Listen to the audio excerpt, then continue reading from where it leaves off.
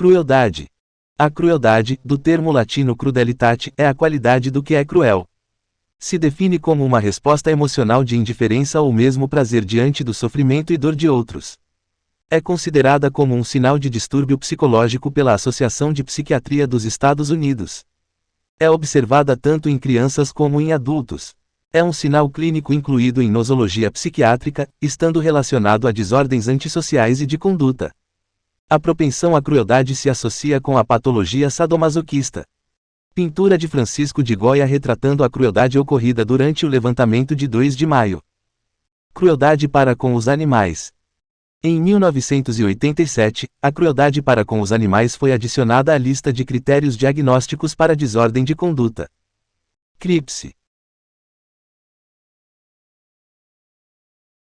Adaptações morfológicas, de coloração e comportamentais destinadas a aumentar a capacidade de um organismo evitar ser observado ou por outra qualquer forma detectado por outros organismos. Em ecologia e em etologia, CRIPS é a designação dada às adaptações morfológicas, de coloração e comportamentais destinadas a aumentar as possibilidades de um organismo evitar detecção. Este tipo de adaptação pode ser uma estratégia de predação ou uma adaptação antipredador, e os métodos utilizados incluem camuflagem, noturnalidade, recurso à vida subterrânea, transparência e mimetismo. O termo pode também ser utilizado no contexto da nidificação e dos ovos e da produção de feromonas. Em princípio, a CRIPS pode envolver camuflagem visual, olfatória ou auditiva. Notas. Zuanon, J. I. Sazima, 2006. The Almost Invisible League, CRIPS and Association Between Minute Fishes and Shrimps as a Possible Defense Against Visually Hunting Predators. Neotropical Ichthyology. 4, 2, 219 a 214. doi, 10. 1590, S 1679 a 62 quadrilhões 252 trilhões e 6 bilhões 100.012. Nguyen, L. P. et al. 2007. Using Digital Photographs to Evaluate the Effectiveness of Plover Egg Crypsis. Journal of Wildlife Management. 71, 6, 2084 a 2089. doi, 10. 2193-2006 avos -471.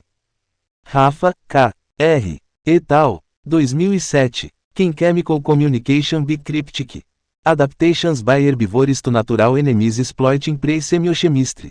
O Ecologia. 153, 4, 1009 a 1019. PMID 17.618.465. doi, 10. 1007 por segundo 00442 007 0786Z. Definition of Crypsis. Amateur Entomologists Society. Consultado em 19 de agosto de 2012.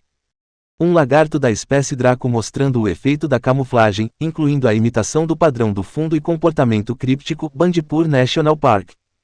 Crítica artística. Crítica artística é o processo de descrever, analisar, interpretar e julgar obras de arte. Diferencia-se da crítica de arte, que incide sobre as artes visuais, devido à sua dimensão mais lata. As disciplinas de artes crítica pode ser definido pelo objeto a ser considerado ao invés da metodologia, através da análise de sua filosofia, edifícios, arquitetura crítica, pinturas, artes visuais, crítica, apresentações, dança, crítica, crítica de teatro, música, música de jornalismo, meios de comunicação visual, crítica de cinema, de televisão, de crítica, ou de textos literários, crítica literária. A crítica das artes pode ser dividida em 2 tipos. Há críticas acadêmicas como as encontradas em trabalhos acadêmicos e revistas especializadas, depois há críticas de natureza mais jornalística, muitas vezes chamadas de crítica, que são vistas por um público mais amplo através de jornais, televisão e rádio. A crítica acadêmica será de natureza mais vigorosa e analítica do que a jornalística, o jornalista pode até se concentrar em entreter o leitor às custas dos detalhes sobre a arte em discussão. Cuidado parental. Estratégia evolutiva e comportamental adotada por alguns animais, fazendo um investimento parental à aptidão evolutiva de sua prole. Cuidados parentais representam um mecanismo de seleção pós-copula, no qual progenitores utilizam de estratégias que aumentem a sobrevivência a seus descendentes, mas em contrapartida acabam por reduzir sua própria sobrevivência e, ou possibilidades de reproduções futuras. Dessa forma, parentais que investem muito em um baixo número de filhotes tendem a diminuir o número total de filhotes produzidos ao longo da vida, mas individualmente os filhotes apresentam maior sobrevivência. São exemplos de cuidado parental: suprir a prole de alimento, construir ninhos e abrigos, proteger contra predação e transmitir calor. Estratégias de cuidado parental são observadas tanto em vertebrados como invertebrados. Amirrega trivitata transportando seus girinos nas costas. Considerando que a seleção natural age sobre o indivíduo, o cuidado parental pode parecer paradoxal, já que os pais se prejudicariam em benefício do filhote.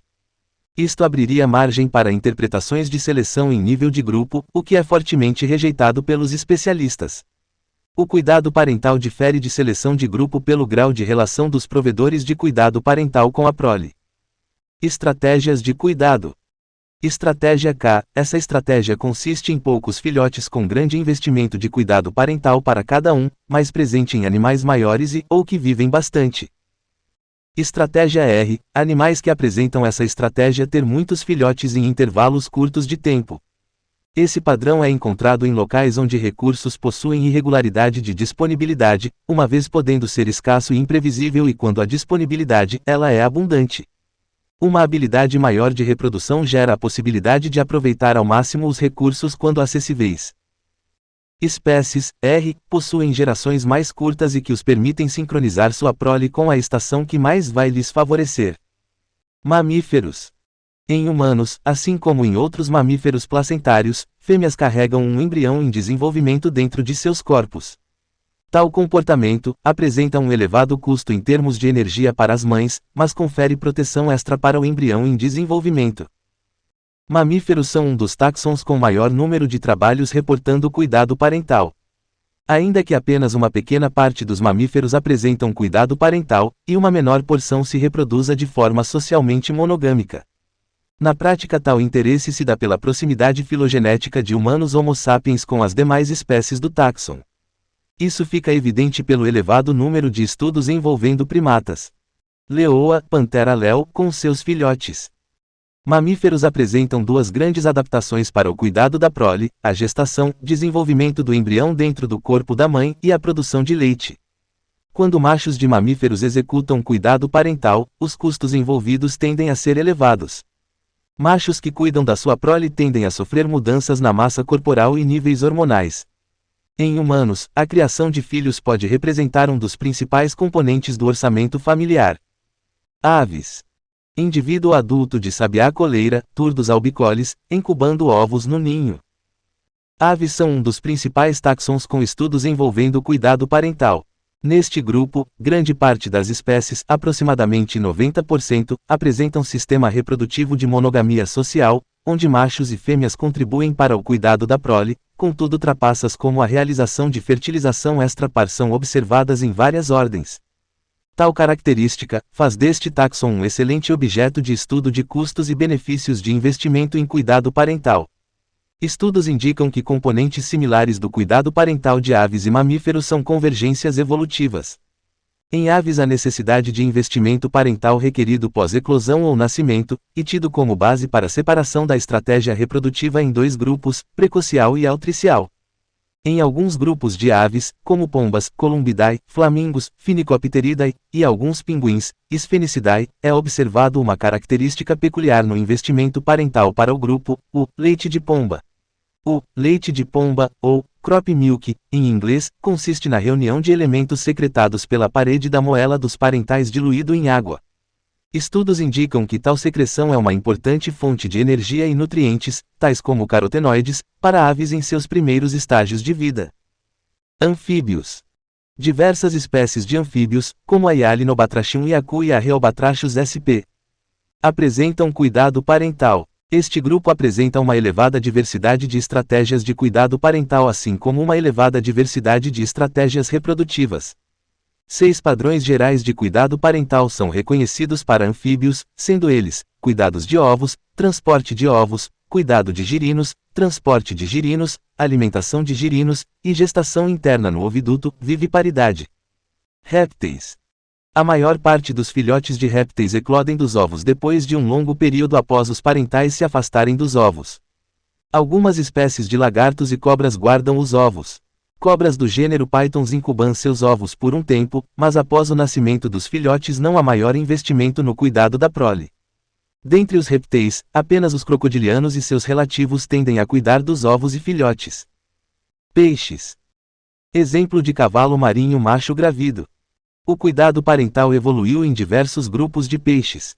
Na família Syngnathidae, cavalos marinhos apresentam uma estratégia reprodutiva onde os machos se tornam grávidos, ao passo que as fêmeas provem pouco ou nenhum investimento pós-fecundação. Em outras espécies, machos assumem papel de proteger os ovos antes destes eclodirem. O comportamento de incubação oral, apresentado por alguns peixes, consiste em um adulto guardar os filhotes em sua boca, por extensos períodos de tempo. Este comportamento parece ter evoluído independentemente em diversas famílias de peixe. Invertebrados. Alguns insetos, mas principalmente Hymenoptera, investem substancialmente no cuidado da prole. O tipo de cuidado e quantidade de cuidado dispendido variam. Vespas solitárias constroem ninhos para seus jovens, provem alimento para estes e selam o ninho. Após o nascimento, os jovens se alimentam unicamente do alimento deixado pelo adulto na construção do ninho. Em vespas sociais, adultos constroem ninhos para o desenvolvimento dos seus filhotes, e provem alimento para o desenvolvimento dos mesmos. Em contraste, abelhas jovens crescem em colônias, onde os ovos são postos principalmente pela rainha, e os filhotes são cuidados pelas operarias. Escarabeídeos e Lepidoptera também apresentam cuidado parental. Borboletas ovopositam sob locais onde seus filhotes serão capazes de se alimentar. Grilos também são conhecidos por colocarem seus ovos em pontos ótimos para o desenvolvimento de filhotes. Muitas espécies de Hemiptera cuidam dos seus filhotes. Algumas espécies da família de Belostomatidae, como o gênero Abedus, apresentam cuidado parental. Tipos de cuidado parental. Tem-se a concepção de que o cuidado parental é algo comum em todas as espécies animais, no entanto, é raro ver tal comportamento e na maioria das vezes é feito apenas por um dos parentais, menos comum o macho. Além disso, o cuidado parental está associado ao custo-benefício para a espécie.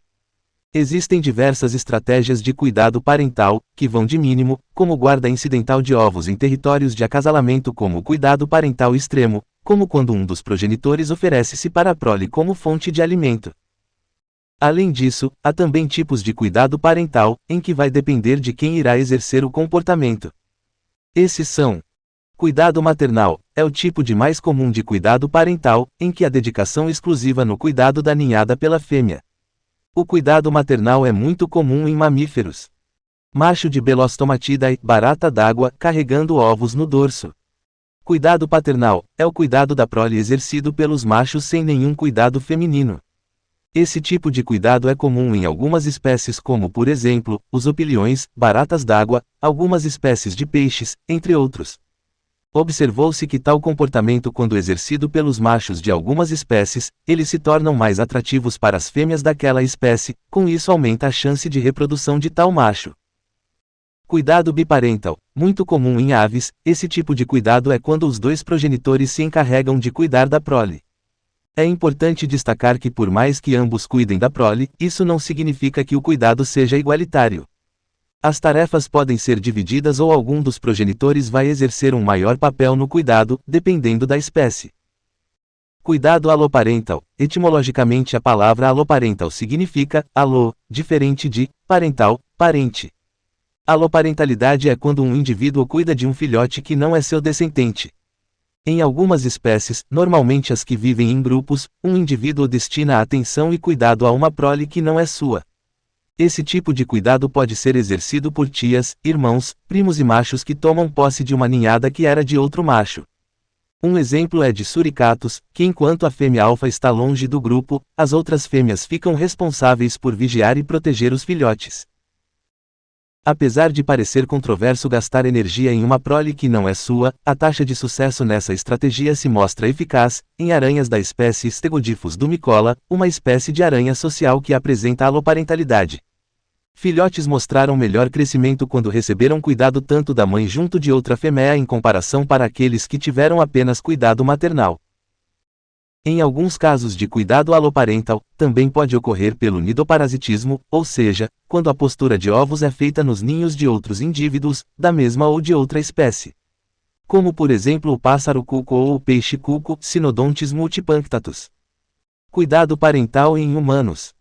O cuidado parental é definido como qualquer comportamento realizado pelos pais em relação à prole que resulte em aumento da sobrevivência ou fitness da prole e cause um custo para os pais.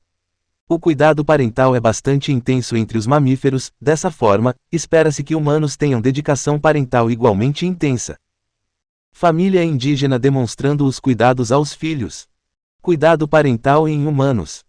O cuidado parental diz respeito a qualquer comportamento que aumente a aptidão da prole, em relação à sua sobrevida e taxa de reprodução. O cuidado parental deve ser compreendido a partir de mecanismos inatos, selecionados ao longo da história da espécie, os quais evoluíram simultaneamente com o grau do desenvolvimento dos filhotes. E também por variáveis sociais e ambientais, entendidas como pressões culturais, que atuam sobre e são influenciadas pelas bases biológico-adaptativas do comportamento parental, modulando sua expressão individual. Considera-se haver um equilíbrio entre investimento parental e estado inicial de desenvolvimento. O equilíbrio ótimo do custo-benefício resultante depende de como a relação entre o cuidado parental e a aptidão da descendência é modelada e como os dois custos de sobrevivência e reprodução futura interagem. Essa relação pode ser caracterizada nas diferentes espécies como altricial, precoce ou misto. Espécies altriciais, o período de gestação é curto e os filhotes nascem bastante imaturos do ponto de vista dos sistemas sensorial e termorregulador, e necessitam de cuidados diretos para se alimentar e sobreviver. Pássaros. Espécies precoces, possuem período de gestação longo e os filhotes nascem com capacidades adaptativas especializadas, como a visão, audição, sistema termorregulador e motor, as quais lhes garantem maior autonomia e, portanto, demandam um cuidado parental menos intenso e prolongado, com menor dispêndio de energia para os cuidadores. Cervos, veados e antílopes. Espécies mistas, a gestação é longa e o recém-nascido apresenta um equipamento neurosensorial inato especializado, possuindo inúmeras habilidades, mas, ao mesmo tempo, depende de um adulto para garantir sua sobrevivência. Tais espécies exigem cuidados intensos e prolongados, dado o fato de nascerem imaturos, mas são capazes de ativamente desencadear e regular os cuidados parentais desde o momento do nascimento. Os humanos enquadram-se nessa categoria. Humanos e outros primatas. Outro fator que interfere no cuidado parental consiste no equilíbrio entre o esforço para o acasalamento, gastos na procura de oportunidades reprodutivas, o esforço no nascimento e no cuidado da prole. Assim, pode-se afirmar que o grau de investimento no acasalamento e no cuidado parental irá variar entre espécies e entre machos e fêmeas, conforme as características de desenvolvimento dos filhotes e das características ecológicas presentes. Em humanos, as mulheres despendem um gasto energético muito mais alto para a reprodução e cuidado com a prole que o homem, por meio da gravidez e lactação, o que lhes garante uma estratégia diferenciada em relação a estes. Além disso, mães e pais investem de forma diferenciada na prole. Uma vez que o fornecimento de cuidado está condicionado à certeza da maternidade-paternidade. E o fato de a gestação ocorrer no organismo materno garante à mãe a certeza de estar investindo em seus descendentes, enquanto que para o pai essa certeza é mais difícil de ser obtida. Em humanos, os termos maternidade e paternidade designam muito mais do que mera capacidade biológica de gerar descendentes, designam também responsabilidades sociais que apresentam conotações distintas conforme o gênero. De forma que os papéis de pai e mãe englobam significados que são construções socioculturais, por isso, são fortemente influenciados pela constituição das identidades e dos papéis de gênero, mas também apresentam aspectos biológicos, isto é, características que foram selecionadas na história de evolução da espécie. Atualmente existem várias formas e alternativas para cuidar dos filhos. No entanto, durante a maior parte da nossa história enquanto espécie, a mãe teve papel decisivo no cuidado à criança durante os anos iniciais de vida. Portanto, o componente biológico do comportamento é mais bem compreendido mediante análise do contexto no qual está inserido, ao mesmo tempo em que a construção cultural deste comportamento é mais bem entendida, em relação à disposição inata do homem de se organizar em grupos cooperativos para suprir necessidades biológicas de cuidado, alimentação e proteção. Teoria do apego. A teoria do apego é um modelo que pressupõe que os comportamentos de apego do recém-nascido seriam filogeneticamente estabelecidos. E a relação com um cuidador responsivo estabeleceria um modelo de funcionamento interno caracterizado por um sentimento básico de segurança relativamente estável, que, por sua vez, determinaria, em grande parte, as relações do indivíduo com o mundo e consigo mesmo em etapas futuras do desenvolvimento.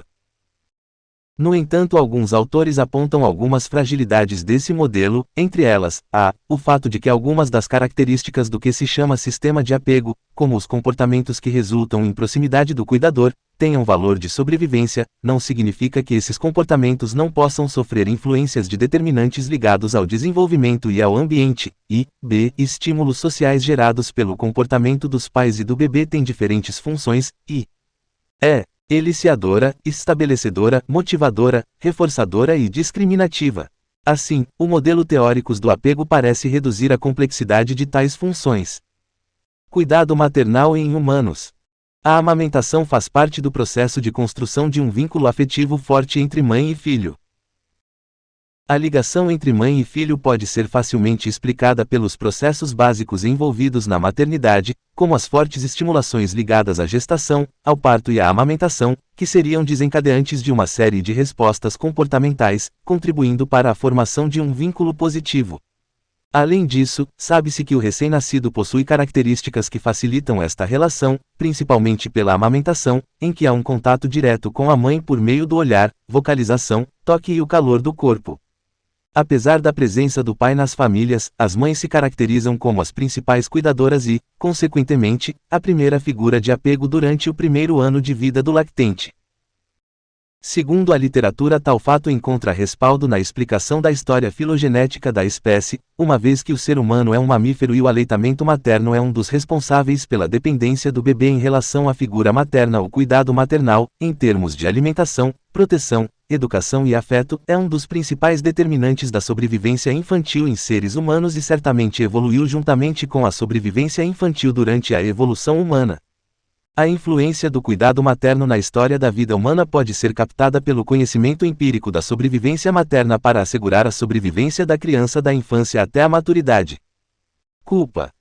Culpa se refere à responsabilidade dada à pessoa por um ato que provocou prejuízo material, moral ou espiritual a si mesma ou a outrem. O processo de identificação e atribuição de culpa refere-se à descoberta de quem determinou o primeiro acto ilícito ou prejudicial, e pode se dar no plano subjetivo, intersubjetivo e objetivo. No sentido subjetivo, a culpa é um sentimento que se apresenta à consciência quando o sujeito avalia seus atos de forma negativa, sentindo-se responsável por falhas, erros e imperfeições. O processo pelo qual se dá essa avaliação é estudado pela ética e pela psicologia, ver culpa, sentimento.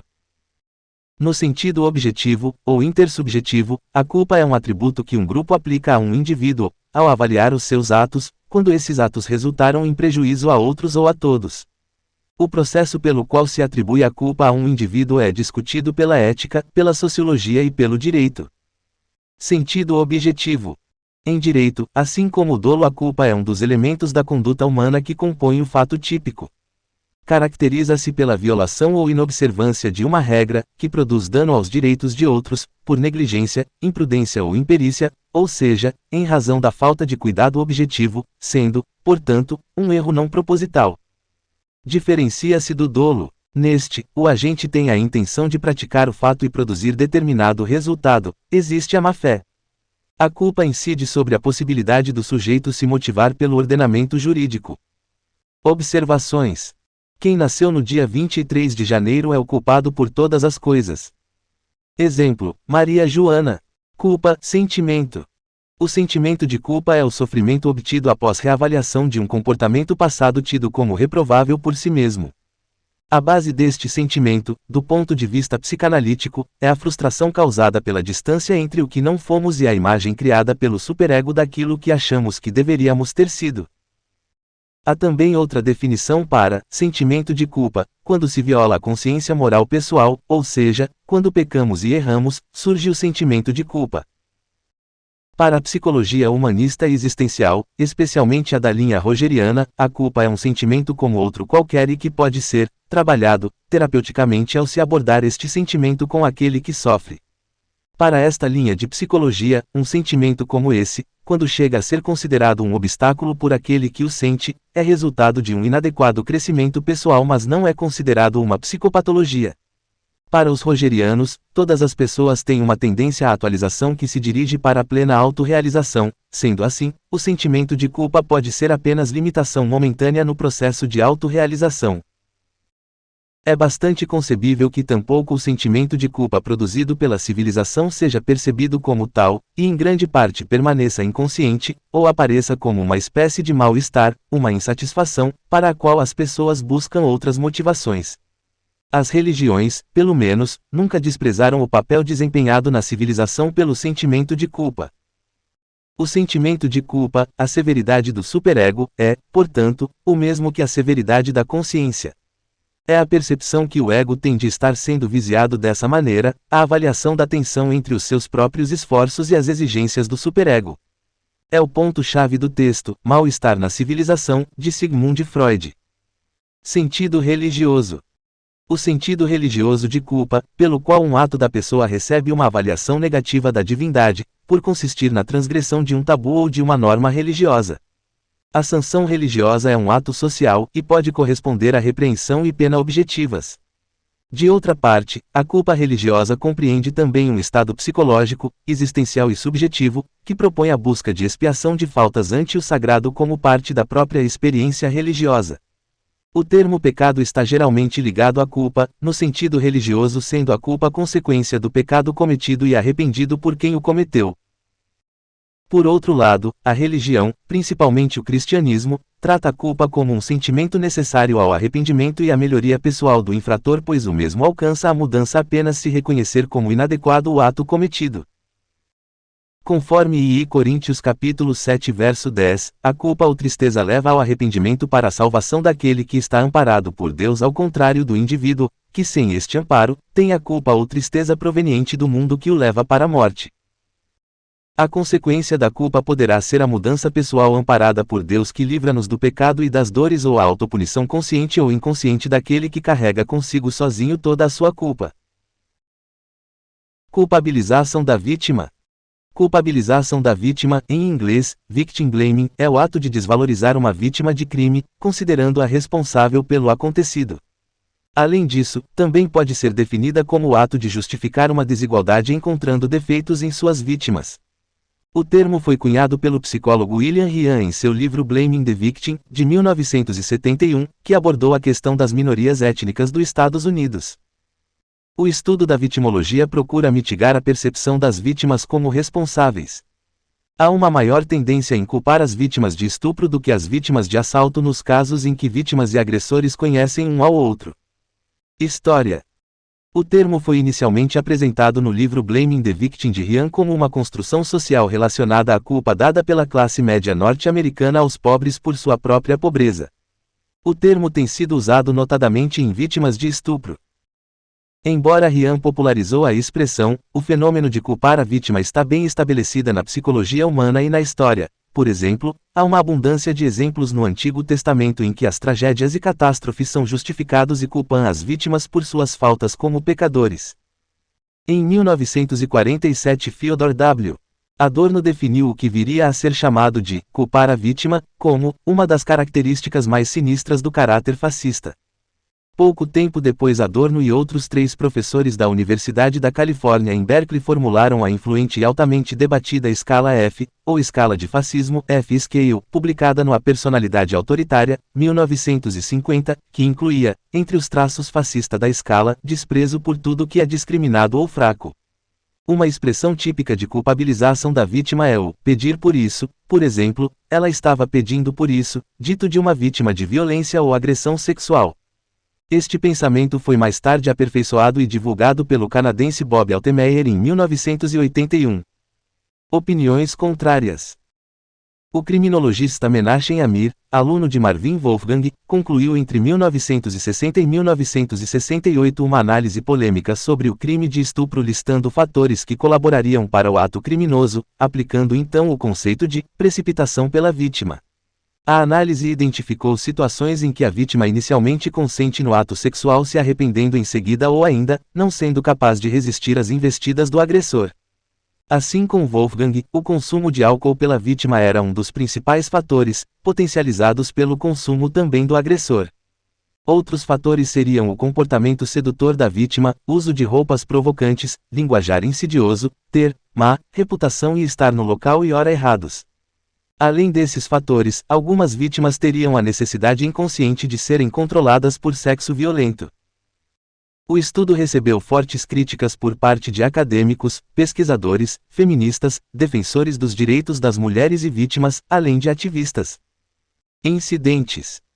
No ano de 2011, uma garota de 11 anos de idade que sofreu estupro coletivo em Cleveland, no Texas, foi acusada pela defesa dos acusados de atrair os homens que a violentaram. O jornal New York Times publicou um artigo relatando de forma crítica a maneira como muitos da comunidade culparam a vítima. O jornal pediu desculpas mais tarde. Em um caso que atraiu cobertura mundial, quando uma jovem foi estuprada e morta na Índia, em dezembro de 2012, alguns funcionários do governo indiano e líderes políticos culparam a vítima por sua roupa e por estar fora de casa tarde da noite. Culto de King. O chamado culto de King, literalmente, culto do amor, culto das emoções ou culto das paixões, em chinês, King Jiao, Tran SL. QI acento agudo NG Jiao, culto, religião, educação de King, King significando sentimento, emoção, paixão, ou especificamente nesse contexto afeição, amor, foi um nome dado por acadêmicos literários e historiadores culturais a uma tendência que emergiu na dinastia Ming tardia na China, apresentada no gênero literário até o período Qing, como um movimento que centralizava o Qing como valor essencial e moral no drama e ficção, que formou uma corrente cultural de cunho existencial e proposta moral em que se valorizava o amor, sentimentalismo e subjetividade. Cena de O Pavilhão das Peônias, impressão de xilografura de 1618.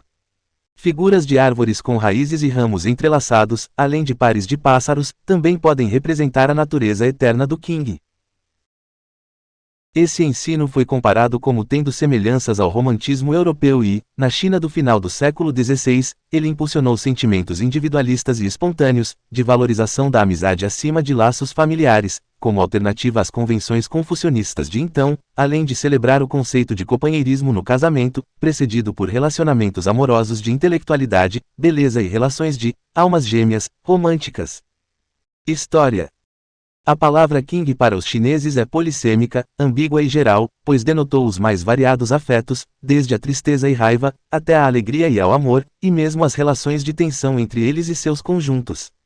Nisso, diversos confucianos tiveram interpretações diferentes sobre ele, desde mais positivas até considerá-lo em conotações negativas, como sendo um estado da mente humana que levaria a ações moralmente suspeitas. Desde o confucianismo inicial, o Qing era visto em relação a Xing, natureza humana, como surgindo deste último, que seria um conceito essencial mais metafísico e estável, diferente da impulsividade e atividade de Qing. Discussões foram realizadas contrapondo ambos. Feng Menglong, 1574 a 1646, impulsionou na literatura a defesa desse conceito. Feng era um dos chamados eremitas da cidade, ou pessoas extraordinárias, considerados indivíduos excêntricos, pois eram eruditos que, no cenário de crescimento e mercantilização no sul da China, não se inseriam como funcionários letrados em cargos oficiais através de exames da burocracia imperial e seguiam uma carreira literária independente. As intensas transformações econômicas e intercâmbio monetário propiciaram uma mudança de mentalidade, pelo colapso das relações hierárquicas com maior mobilidade social, uma complexificação dos desejos e a valorização da identidade. Essa nova perspectiva foi parcialmente promovida por literatos destituídos como uma tentativa de reinventar seu papel de elite, e o discurso do Qing passou a ser apropriado também pelos próprios funcionários públicos como agenda de seu papel patriarcal na promoção de uma herança cultural confuciana. O culto de Qing revelava, assim, novas atitudes mentais dos literatos chineses, que visavam em suas obras intelectuais e filosóficas fornecer uma justificativa moral à emoção-desejo e sua situação cósmica no sistema de princípios, indicando sua importância vitalista como fonte da vida, reprodução e mesmo da virtude, uma atitude tal que contrastava com as normas e papéis da ortodoxia neoconfuciana. Feng, por exemplo, foi seguidor da escola da mente de Wang Yangming, um neoconfuciano heterodoxo que valorizava a subjetividade humana e defendia um individualismo em que a sabedoria era um potencial inato moral de qualquer pessoa, em união do princípio celestial e da natureza humana. Wang Yangmin é considerado, portanto, um precursor intelectual dessa nova tendência que, diferente de outras vertentes do neoconfucionismo que viam suspeita no sentimento, não rejeitava Qing. O termo, culto de Qing, surgiu parcialmente a partir de Feng Menglong, que eleva a emoção como força cósmica no prefácio à sua História do Amor, Qingxi, Qingxi. Se o céu e a terra não tiver Qing, nada pode ser gerado. Tudo em que falta Qing é incapaz de iniciar qualquer coisa. A vida renova a vida para sempre, pois Qing é uma força que nunca morre. Eu estabelecerei o culto do Qing, para educar a todos no mundo. Há um trocadilho que Feng faz com Jiao, que significa tanto culto religioso quanto cultivo educativo. Feng via Qing como modelo a ser cultivado em todas as relações humanas, abrangendo desde vínculos de amantes a familiares, e entre o imperador e súditos, como fundamento da estrutura hierárquica. O Qingxi, História do Amor, de Feng é considerado por Paulo Santangelo uma reflexão sobre o fenômeno do amor e como a tentativa mais ampla na China tradicional de rastrear as origens da pulsão reprodutiva e, em seguida, varrer suas formas culturais, incluindo as puramente hedonísticas, e suas várias reelaborações sobrenaturais. Feng nele afirmou a importância que dava à sensibilidade e compaixão. Desde quando eu era jovem, fui dotado de uma sensibilidade obsessiva de sentimento. Quando encontro amigos, dedico-lhes a minha maior sinceridade, estando ao seu lado nos bons e nos maus momentos. Quando conheço alguém que está em grande perigo ou sofre extrema injustiça, procuro ao máximo ajudá-lo, mesmo que não nos conheçamos. E se meus esforços não são suficientes para aliviá-lo de sua situação, eu suspiro por dias, me jogando e revirando na minha cama em noites sem dormir. Sempre que encontro uma pessoa rica em emoções, imediatamente quero me curvar diante dela. Já com alguém que carece de emoção e cuja intenção e linguagem são opostas às minhas, sempre sinto a necessidade de tentar ensiná-lo indiretamente com meus sentimentos, desistindo apenas quando fica claro que ele não possui nenhum desejo em aceitá-los. Aspas. Feng propunha a função moralizante do desenvolvimento da emoção, que teria o efeito de transformar a pessoa de um estado insensível a um estado que tenha sentimentos. Tornar os sentimentos privados em interesse público.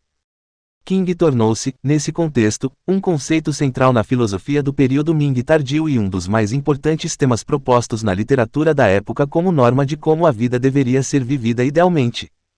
Para Feng, Qing era a condição essencial da vida humana. O fio que liga juntas todas as coisas, nesse trecho, literalmente, moedas, espalhadas.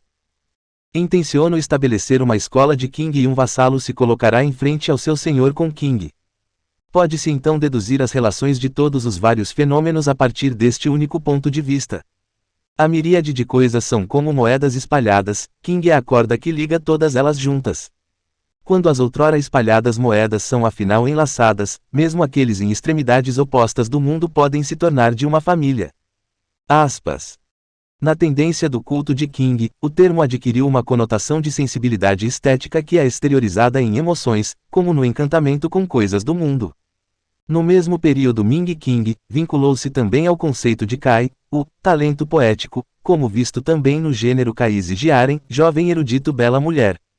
Nesse tipo de romance, com um erudito e uma mulher bonita de protagonistas, é essa capacidade poética que permitiria a atração de amantes e realização de Qing, apenas quando talento se encontra com talento, o amor brota entre ambos, englobando-se os dois no conceito geral de Kai-Qing, Kai-Qing. Porém, apesar do movimento do culto de Qing se caracterizar pela espontaneidade individual, intuição e expressividade emotiva, o gênero Kaise Jiaren tornou-se convencional e de padrão estereotipado. Com esse culto ao amor no período Ming tardio, a variedade semântica de Qing foi reduzida e passou a ser mais associada ao amor e desejo entre homem e mulher antes vista com suspeição ética na hierarquia tradicional de relacionamentos segundo o confucionismo, os 5 relacionamentos, o matrimônio foi elevado por alguns comentaristas ao lugar cardeal, devido à sua intensa emoção que supera outros vínculos afetivos. Prato de cerâmica com pintura do período Kangxi. Representa Liu Mengmei com o retrato de Du Linyang. Tang Xianzu, 1550-1616, discípulo do filósofo yangmingista Lu Huofang, foi a figura central do culto de Qing no período Ming tardio.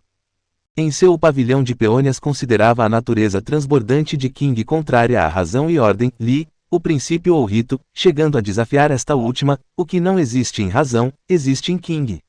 Ele fez uma proclamação que se tornou locus classicus referido depois por escritores sobre King. Não sabemos de onde o King começa, mas ele vai profundo assim que começa. King pode matar o que está vivo e reviver o que está morto. Se não pode fazer alguém querer morrer ou ressuscitar o que está morto, então não é o King Supremo. E o amor que vem no sonho deve ser necessariamente irreal. Pois não faltam amantes dos sonhos neste mundo. Somente para aqueles cujo amor deve ser realizado no travesseiro e para quem o afeto se aprofunda somente após o afastamento do ofício é, o amor, inteiramente uma questão corpórea. Ai, nem todos os eventos neste mundo podem ser totalmente compreendidos por nós.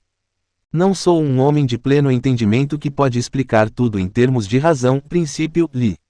Nunca se sabe quando algo absolutamente impossível de acordo com Li pode se tornar algo absolutamente possível de acordo com o amor.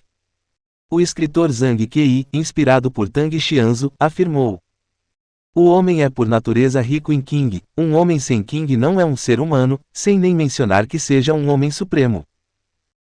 Quando se torna uma força material, King pode moldar o que se vê e ouve, pode aliviar o espírito e facilitar o raciocínio, pode tornar alguém alheio ao dia e à noite insensível ao frio e à fome, permite chegar a todos os cantos do mundo e mover o céu e a terra, faz do homem o líder de todos os seres vivos, é a razão de tudo o seguinte: os que vivem estarem vivos, os falecidos estarem mortos, os vivos morrerem, os falecidos não terem que morrer e o esquecimento dos vivos de estarem vivendo.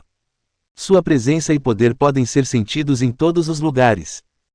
Escritores tentaram legitimar o papel de King à ordem confuciana como pela concordância de King com Xing, natureza humana, e alguns como Yuan Huang apelaram à sua importância direta na esfera prática.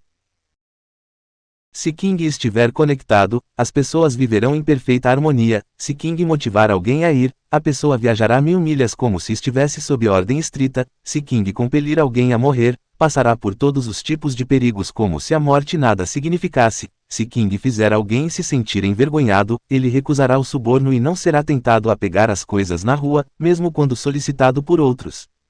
É por isso que os ricos em King são sábios, aqueles bons no uso de King são homens sábios, aqueles que têm King, mas não podem segui-lo, são homens incompetentes, aqueles que usam Li para encobrir seu próprio pedantismo e idiosincrasia são homens sem compaixão.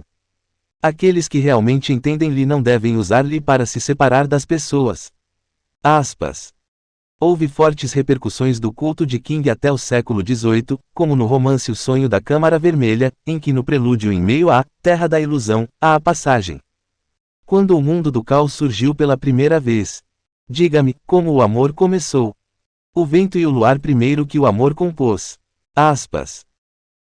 Segundo David Derwei Wang, o período Ming tardio representou o ápice da poesia sobre King, cujo principal expoente então foi Tang Xianzu, e discursos líricos, Shuqin, e literários sobre King continuaram até o século XIX, que interpretaram desde a relação do sentimento com o cenário, até com a história, política e cosmologia.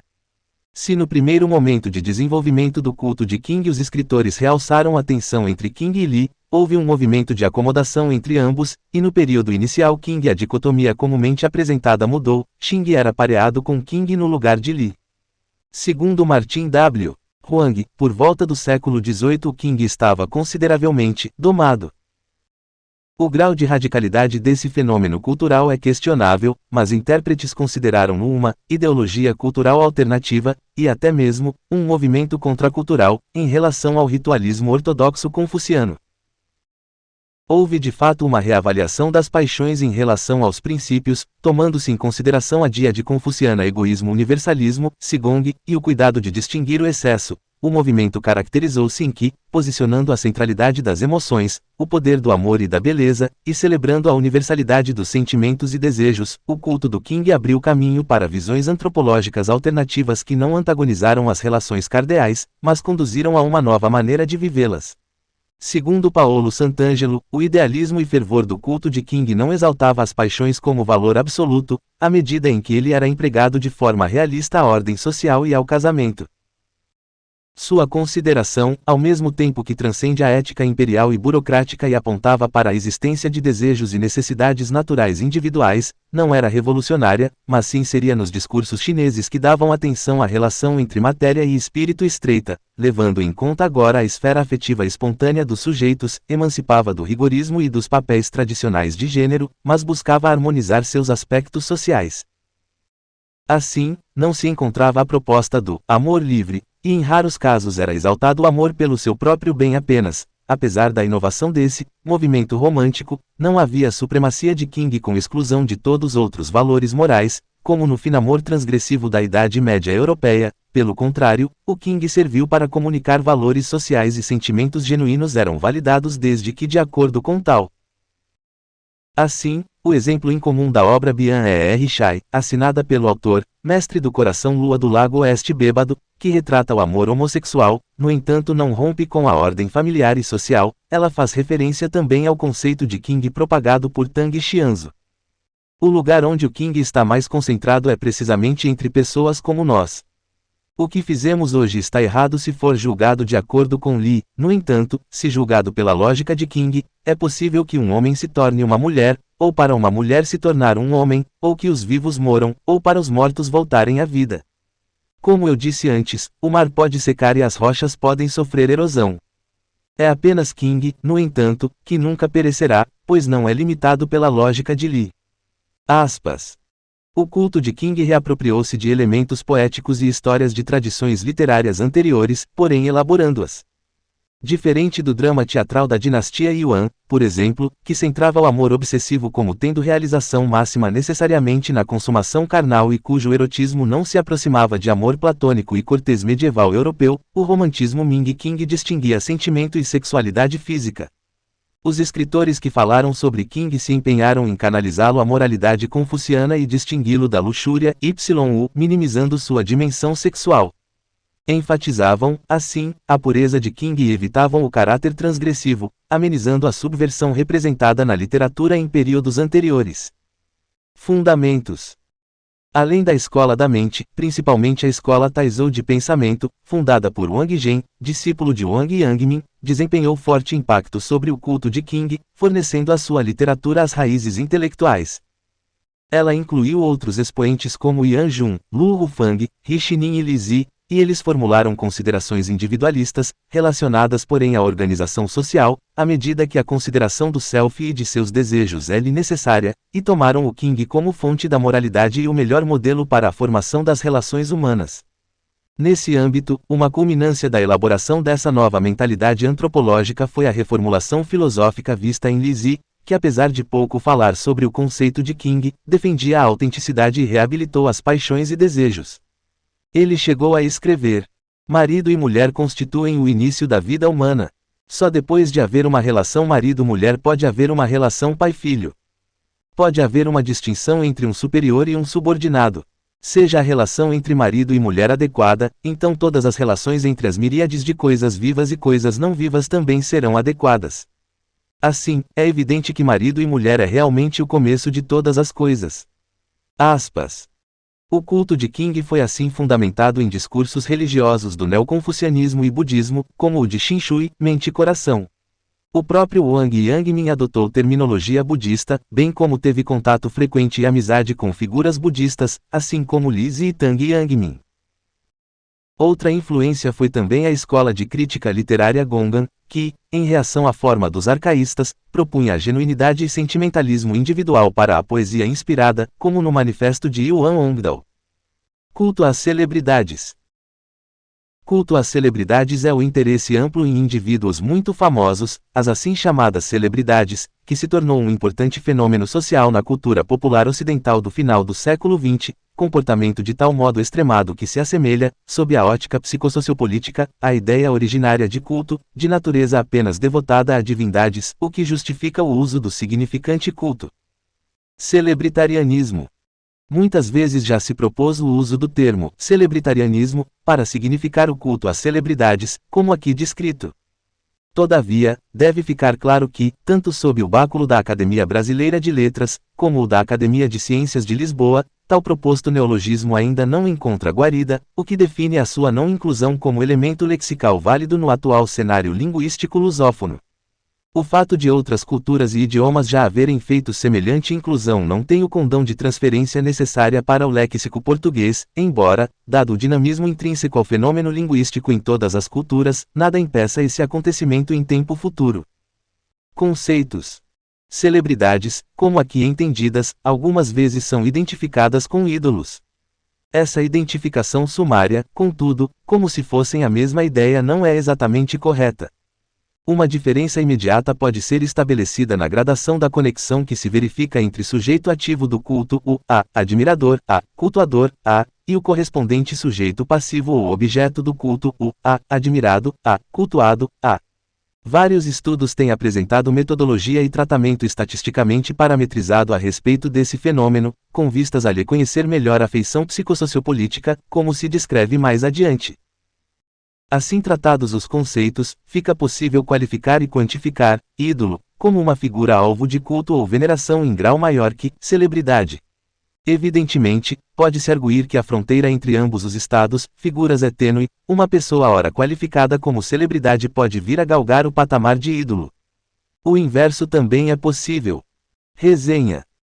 O fascínio público por celebridades, embora tecnicamente não constitua exatamente um culto no sentido religioso, chega a tal ponto de idolatria que o uso do termo se justifica, conforme já explicado na etimologia.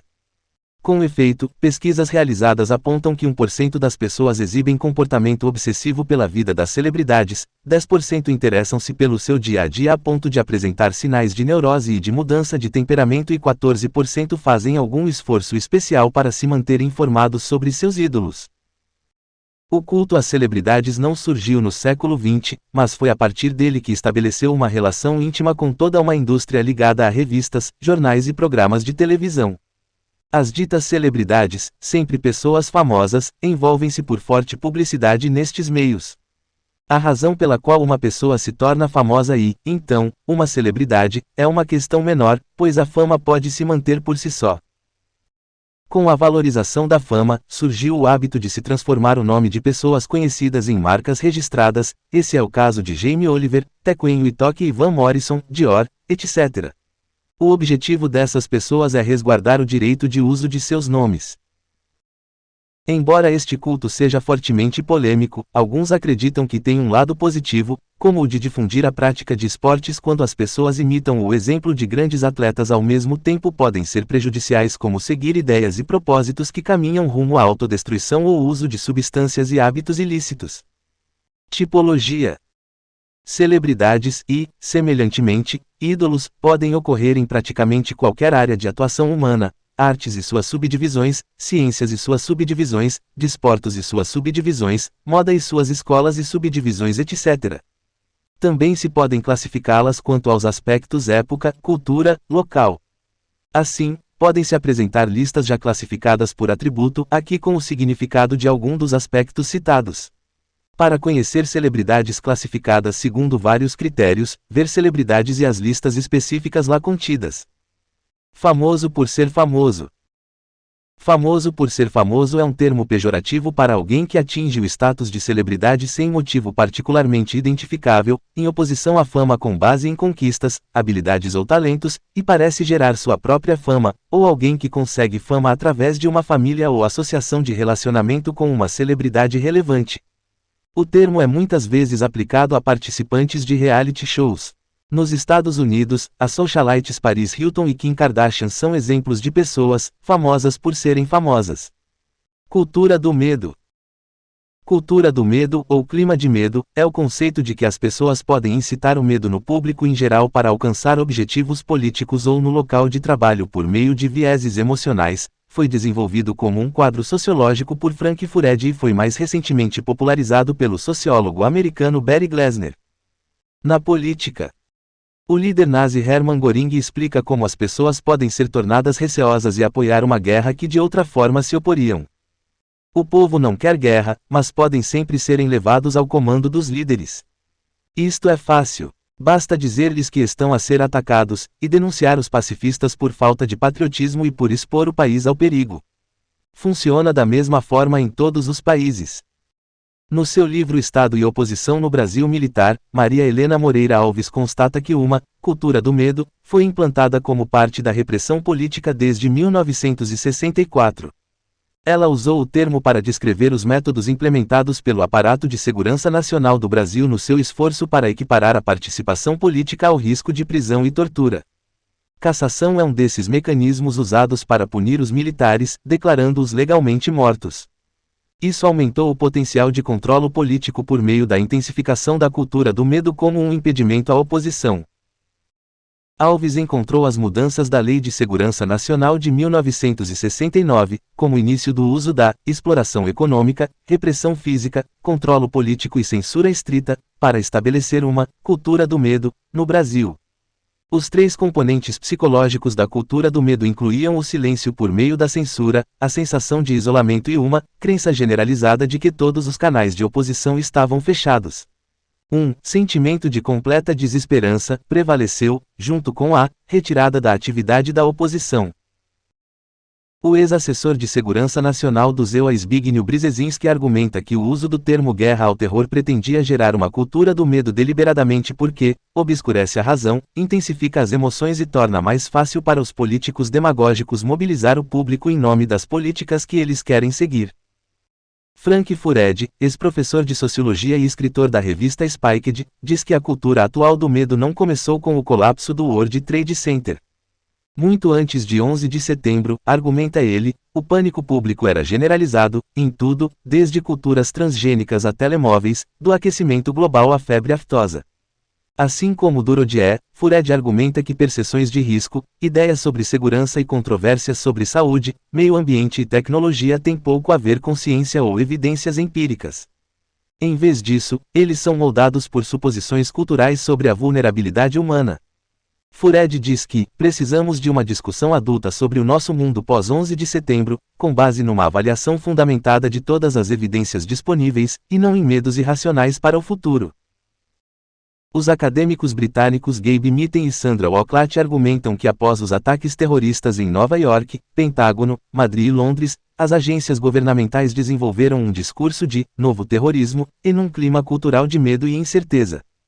Investigadores do Reino Unido argumentaram que esses processos reduziram as noções de segurança pública e criaram a imagem simplista de um outro terrorista não branco que tem consequências negativas para grupos étnicos minoritários no Reino Unido. Na sua série de documentários da BBC de 2004, The Power of Nightmares, com o subtítulo The Rise of the Politics of Fear, o jornalista Adam Curtis argumenta que os políticos usaram os nossos medos para aumentar o seu poder e controle sobre a sociedade. Embora ele não use o termo cultura do medo, o que Curtis descreve no seu filme é um reflexo desse conceito. Ele olha para o movimento neoconservador americano e a sua representação da ameaça primeiro da União Soviética e depois de islamistas radicais. Curtis insiste que tem havido um medo amplamente ilusório do terrorismo no Ocidente desde os ataques de 11 de setembro e que políticos como George W. Bush e Tony Blair encontraram uma nova força para restaurar o seu poder e autoridade, usando o medo de uma teia do mal organizada da qual eles poderiam proteger o seu povo. O filme de Curtis criticou os média, as forças de segurança e o governo Bush por expandir o seu poder dessa forma. O filme apresenta Bill Durodie, então diretor do Centro Internacional para a Análise de Segurança e investigador sênior do Instituto de Políticas Internacional, King's College London, dizendo que chamar essa rede de invenção seria um termo muito forte, mas ele afirma que provavelmente não existe e é em grande parte uma projeção dos nossos piores medos, e que o que vemos é uma fantasia que foi criada. No local de trabalho, Ashford discutiu os lados potencialmente destrutivos da liderança e identificou o que ele chamou de pequenos tiranos, líderes que exercem um estilo de gestão tirânico, resultando num clima de medo no local de trabalho. O reforço negativo parcial ou intermitente pode criar um clima eficaz de medo e dúvida. Quando os funcionários têm a sensação de que os agressores são tolerados, o resultado pode ser um clima de medo. Vários estudos têm confirmado uma relação entre o bullying, por um lado, e uma liderança autocrática e uma forma autoritária de resolver conflitos ou lidar com divergências, por outro. Um estilo de liderança autoritário pode criar um clima de medo, com pouco ou nenhum espaço para o diálogo e com a reclamação sendo considerada fútil. Num estudo com sindicalistas do setor público, aproximadamente 1 em cada 5 trabalhadores relatou ter pensado em deixar o local de trabalho como resultado de testemunhar a ocorrência de bullying. Reiner explicou os números apontando para a presença de um clima de medo em que os funcionários consideravam a denúncia insegura, onde os agressores eram tolerados anteriormente, apesar da administração saber da presença de bullying. Diferenças individuais na sensibilidade à recompensa, punição e motivação foram estudadas sob as premissas da teoria da sensibilidade ao reforço e também foram aplicadas ao desempenho no local de trabalho. Uma cultura de medo no local de trabalho é contrária aos princípios-chave estabelecidos por Watt. Edwards Deming para que os gerentes transformem a eficácia dos negócios. Um dos seus 14 princípios é expulsar o medo para permitir que todos trabalhem efetivamente para a empresa. Impacto dos média. O consumo dos meios de comunicação de massa teve um efeito profundo em incutir o medo do terrorismo nos Estados Unidos, embora os atos de terror sejam um fenômeno raro. A partir da década de 1960, George Gerbiner e os seus colegas aceleraram o estudo da relação que existe entre o consumo dos média e o medo do crime. De acordo com Gerbiner, a televisão e outras formas de média de massa criam uma visão do mundo que reflete mensagens recorrentes dos média, em vez de uma visão baseada na realidade. Muitos americanos estão expostos a alguma forma de média diariamente, sendo a televisão e as plataformas de média social os métodos mais usados para receber notícias locais e internacionais e, como tal, é assim que a maioria recebe notícias e detalhes que giram em torno de crimes violentos e atos de terror. Com o aumento do uso de smartphones e médias sociais, as pessoas são bombardeadas com atualizações constantes de notícias e podem ler histórias relacionadas com o terrorismo, histórias que vêm de todos os cantos do globo. Os média alimentam o medo do terrorismo e outras ameaças à segurança nacional, todas com efeitos psicológicos negativos na população, como depressão, ansiedade e insônia. Políticos conduzem entrevistas, televisionadas ou não, e utilizam as suas plataformas de média social imediatamente após crimes violentos e atos terroristas, para cimentar ainda mais o medo do terrorismo nas mentes dos seus eleitores. Publicações. Ordenado para cima por data, mais recente por último. The Formation of the National Security State, The State and the Opposition in Military Brasil, Volume 2, 1982, de Maria Helena Moreira Alves. Risk Society, Towards a New Modernity, 1989, de Ulrich Beck, ISBN 978-08039-8346-5. O termo foi cunhado em alemão pelo mesmo autor em The Term Risikogesellschaft. Die Organisierte Verantwortlichkeit, este subtítulo significa em português, Irresponsabilidade Organizada, um discurso dado na Faculdade de St. Gallen, Suíça, 16 pp. Em 1989, então publicado num livro completo com o título Risikogesellschaft, Surkamp, 1989, 391 pp. ISBN 3-518-113658. The Culture of Fear, Why Americans Are Afraid of the Wrong Things, 2000, de Barry Glessner e ISBN 0-465-01490-9. Creating Fear, News and the Construction of a Crisis, 2002, de David L. Altaide, Aldine de Gruyter, 223 pp. ISBN 978-0-202-30660-5. Kingdom of Fear, Loathsome Secrets of a Star-Crossed Child in the Final Days of the American Century, 2003, de Hunter S.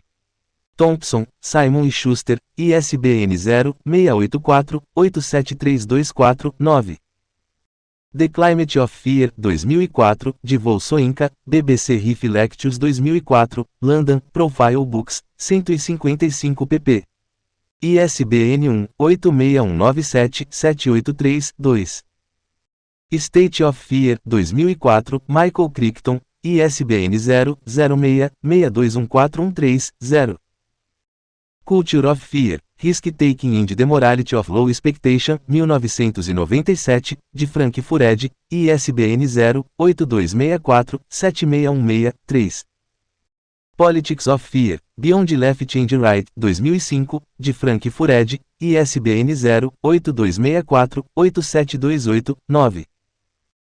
You Have the Power, Choosing Courage in a Culture of Fear, 2005, de FRANCES Murlap and Jeffrey Perkins, ISBN 978-1-58542-424-5. Urban Nightmares, The Media, The Right and the Moral Panic Over the City, 2006, de Steve Masek, ISBN 0-8166-4361-X. Cultures of Fear, A Critical Reader, 2009, Julie Link, Danielle Smith, Anthropology, Culture and Society, ISBN 978-0-7453-2965-9. Social Theory of Fear, Terror, Torture and Death in a Post-Capitalist World, 2010, de Jeffrey Skoll, New York, Palgrave Macmillan ISBN 978-0230-10349-8. Witnesses to Terror, 2012, de Luke Howe, Baskin-Stoke, Palgrave Macmillan ISBN 978-08232-2434-0. Greg Easterbrook, 2019. It's Better Than It Looks, Reasons for Optimism in an Age of Fear. S. L. Public Affairs. ISBN 978-1.541.774.032. Leitura adicional. The Culture of Fear de Noam Chomsky. The Politics of Fear, artigo de Corey Robin publicado em La CLE acento agudo des Langues. Beyond a Culture of Fear, by K. Lauren de Boer, artigo publicado na revista Airflight, número 47, Fall, Winter 2002-2003. Sasha Abransky, 2017. Jumping at Shadows, The Triumph of Fear and the End of the American Dream. S. L. Bold Type Books. ISBN 978-1.568.585.192. Cultura dos surdos. Os surdos, por norma, são utilizadores de uma comunicação espaço-visual, como principal meio de conhecer o mundo em substituição à audição e à fala, e podem ter ainda uma cultura característica. Coral de Libras da Associação de Pais e Amigos da Saúde Auditiva se apresenta no 2. Encontro Autonomia para Pessoa com Deficiência, Tânia Rego, Agência Brasil. Alguns fatores podem afetar o processo de aprendizagem de pessoas surdas, como por exemplo, o período em que os pais reconhecem a perda auditiva, o envolvimento dos pais na educação das crianças, os problemas físicos associados, os encaminhamentos feitos, o tipo de atendimento realizado, entre outros. Embora os aspectos médico, individual e familiar ampliem o universo de análise sobre o fenômeno, nos chama a atenção para a necessidade de vê-lo sob uma perspectiva sociocultural. O surdo difere do ouvinte, não apenas porque não ouve, mas porque desenvolve potencialidades psicoculturais próprias. Somos todos pessoas diferentes. No Brasil, os surdos desenvolveram a Libras com influência da língua de sinais francesa, portanto, elas não são universais, cada país, ou comunidade de surdos possui sua própria língua de sinais. Em Portugal, por exemplo, existe a LGP. Em Angola, os surdos locais desenvolveram a língua gestual angolana, LGA, também largamente designada por língua angolana de sinais, LAS. Já outros, por viverem isolados ou em locais onde não exista uma comunidade surda, apenas se comunicam por gestos mímicos. Existem também surdos que, por escolha dos pais ou opção pessoal, preferem utilizar uma língua oral. Progresso na cultura surda. Ao longo dos anos, as pesquisas interdisciplinares sobre surdez e sobre as línguas de sinais, realizadas no Brasil e em outros países, têm contribuído para a modificação gradual da visão dos surdos, compartilhada pela sociedade ouvinte em geral. Esses estudos têm classificado os surdos em duas categorias.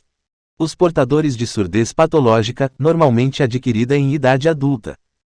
E aqueles cuja surdez é um traço fisiológico distintivo, não implicando, necessariamente, em deficiência neurológica ou mental. Este é o caso da maioria dos surdos congênitos.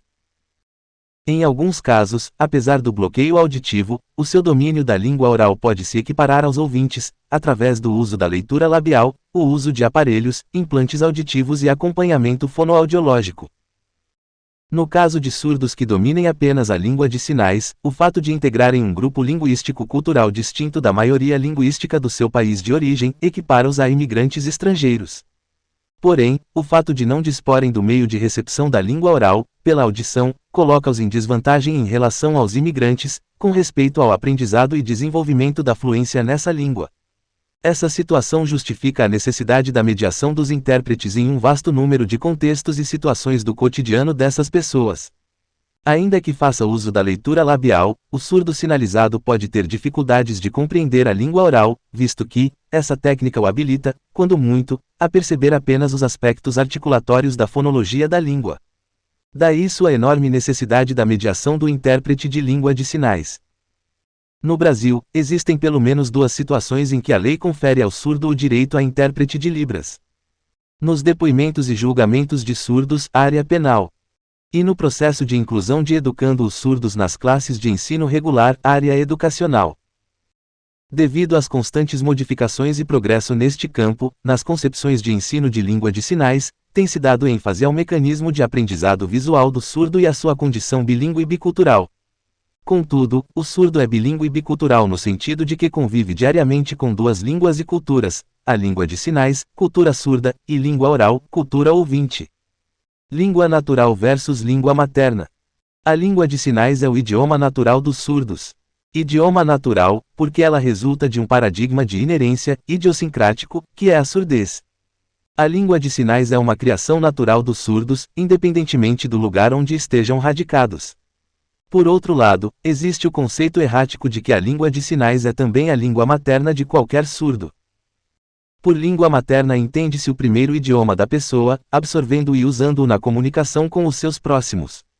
O processo de aquisição da língua ocorre através de um canal, audição, no caso dos ouvintes. O segundo processo é a reprodução dos elementos da língua que a criança absorve, fruto da interação com os pais. Qualquer idioma posterior é uma segunda língua. Portanto, língua materna é a primeira base cognitiva de um indivíduo. Não há duas línguas maternas.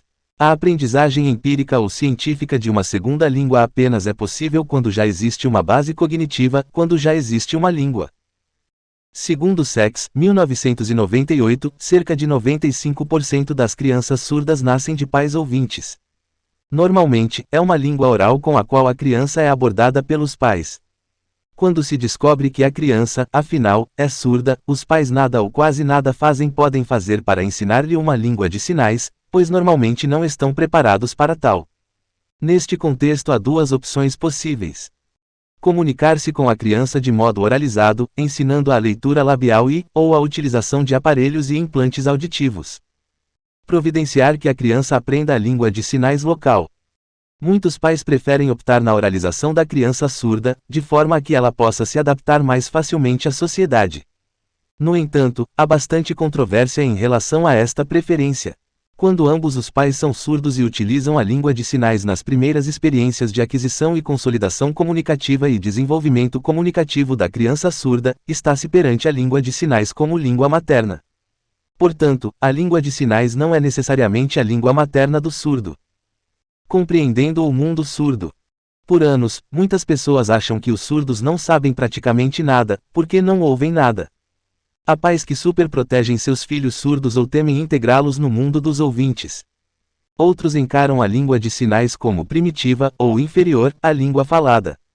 Isso faz com que alguns surdos se sintam oprimidos e incompreendidos. Todos sentem a necessidade de serem entendidos. Aparentes inabilidades podem empanar as verdadeiras habilidades e criatividades do surdo. Em contraste, muitos surdos consideram-se capacitados. Comunicam-se fluentemente entre si, desenvolvem autoestima e têm bom desempenho acadêmico, social e espiritual. Infelizmente, os maus tratos que muitos surdos sofrem levam alguns deles a suspeitar dos ouvintes. Contudo, quando os ouvintes interessam-se sinceramente em entender a cultura surda e a língua de sinais natural, e encaram os surdos como pessoas capacitadas, todos se beneficiam. Escutar com os olhos. A chave para uma boa comunicação com uma pessoa surda é o claro e apropriado contato visual. É uma necessidade, quando os surdos se comunicam. De fato, quando duas pessoas conversam em língua de sinais é considerado rude desviar o olhar e interromper o contato visual. Em todo o mundo, os surdos expandem seus horizontes usando uma rica língua de sinais. Língua, conjunto do vocabulário de um idioma, e de suas regras gramaticais, idioma. Por exemplo, inglês, português, libras. Linguagem, capacidade que o homem e alguns animais possuem para se comunicar, expressar seus pensamentos. Língua de sinais ou língua gestual, é a língua dos surdos e que possui a sua própria estrutura e gramática através do canal comunicação visual. A língua de sinais dos surdos urbanos brasileiros é a Libras, em Portugal é a LGP. Cultura surda. Ao longo dos séculos os surdos foram formando uma cultura própria centrada principalmente em sua forma de comunicação. Em quase todas as cidades do mundo vamos encontrar associações de surdos onde eles se reúnem e convivem socialmente. Intérprete de língua de sinais, pessoa ouvinte que interpreta para os surdos uma comunicação falada usando a língua de sinais e vice-versa. Bebês de pais surdos. Assim como os bebês de pais ouvintes começam a balbuciar com cerca de 7 meses. Os bebês de pais surdos começam a balbuciar, com as mãos imitando a língua de sinais dos pais, mesmo sendo ouvintes. A professora Laura Petito, da Universidade McGill, em Montreal, Canadá, é da opinião de que os bebês nascem com sensibilidade a ritmos e padrões característicos a todos os idiomas, incluindo a língua de sinais. Ela disse que os bebês ouvintes que têm pais surdos que sabem sinalizar, gesticulando de maneira diferente, seguindo um padrão rítmico específico, distinto de outros movimentos com as mãos. É um balbúcio, mas com as mãos. Os bebês expostos à língua de sinais produziram 2 tipos de movimento com as mãos, ao passo que os que conviviam com pais ouvintes produziram apenas um tipo. Os pesquisadores usaram um sistema de rastreamento de posição para registrar os movimentos das mãos dos bebês na idade de 6, 10 e 12 meses. Os surdos são pessoas que têm os mesmos direitos, os mesmos sentimentos, os mesmos receios, os mesmos sonhos, assim como todos. Cultura e psicologia positiva. As diferenças culturais podem interagir com a psicologia positiva para criar uma grande variação, potencialmente impactando as possíveis intervenções da psicologia positiva. A cultura influencia como as pessoas procuram a ajuda psicológica, suas definições de estrutura social e estratégias de enfrentamento. Visão geral. Pesquisas mostram que os fatores culturais afetam as noções de felicidade percebidas pelo sujeito. A literatura geral atual discute a psicologia positiva em 2 categorias, a ocidental e a oriental. O psicólogo cultural Richard Schroeder argumenta que esses fatores ajudam a moldar o que as pessoas consideram bom, moral e virtuoso. Os ocidentais procuram recompensas mais no plano físico, enquanto os orientais procuram transcender o plano físico para um espiritual. A literatura ocidental geralmente enfatiza a autonomia, a individualidade e a satisfação pessoal, enquanto os trabalhos orientais geralmente se concentram na harmonia, cooperação coletiva e satisfação do grupo. Apesar das diferenças culturais em muitos conceitos de interesse para a psicologia positiva, a esmagadora maioria dos estudos de intervenção são conduzidos com amostras retiradas de culturas ocidentais. Estudos recentes indicam que a felicidade é um conceito relativamente novo na psicologia positiva e que o significado por trás da psicologia positiva é mais complexo do que se pensava. Para o propósito de estudo, a felicidade foi dividida em 2 fatores diferentes, endogênica e exogênica. Apesar da influência de fatores externos, exogênicos, na felicidade de um indivíduo, está comprovado que fatores externos formam os alicerces da felicidade. Com essas novas descobertas, os pesquisadores dividiram as bases biológicas em várias categorias, a fim de entender melhor como os fatores endogênicos desempenham um papel na felicidade de um indivíduo. As categorias que os pesquisadores selecionaram para examinar foram genética, glândulas endócrinas, hormônios, saúde física, cérebro e neurotransmissores, tipologia e atratividade. É importante notar que os estudos com gêmeos mostraram que entre 35% a 50% da felicidade se deve a fatores genéticos. História.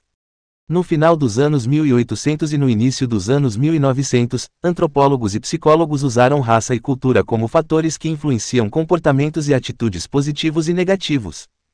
Isso levou a uma perspectiva culturalmente deficiente, usada por alguns grupos para afirmar o domínio sobre outros por meio da eugenia.